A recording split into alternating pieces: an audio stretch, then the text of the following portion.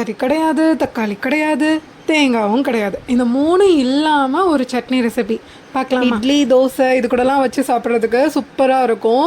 இதுக்கு ஃபர்ஸ்ட் ஒரு கடாயில் ஆயில் விட்டு ஒரு 5-6 பல் பூண்டு சேர்த்துக்கலாம். கூடவே காரத்துக்கு 2 வத்தல், அப்புறமா அரைக்கப் அளவை விட கொஞ்சம் கம்மியாக வந்துட்டு பொரிக்கடலை சேர்த்துக்கலாம். இது அப்படியே ஒரு கோல்டன் ப்ரௌன் கலர் வர வரைக்கும் நல்லா வதக்கிட்டேன். அதுக்கப்புறமா அடுப்பை ஆஃப் பண்ணிவிட்டு அப்படியே ஆற விட்டுறலாம். இந்த சட்னியை ஒரு தடவை மட்டும் செஞ்சுட்டிங்கன்னு வச்சுக்கோங்களேன், அப்புறம் மறுபடியும் இதே தான் செய்வீங்க.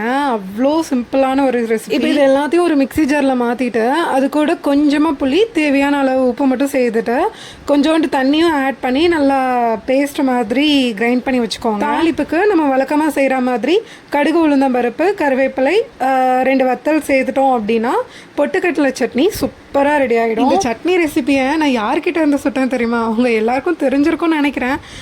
Let's make coconut chutney and without coconut அப்படின்னு சொல்லுவாங்கள்ல, அவங்க கிட்ட இருந்து தான்.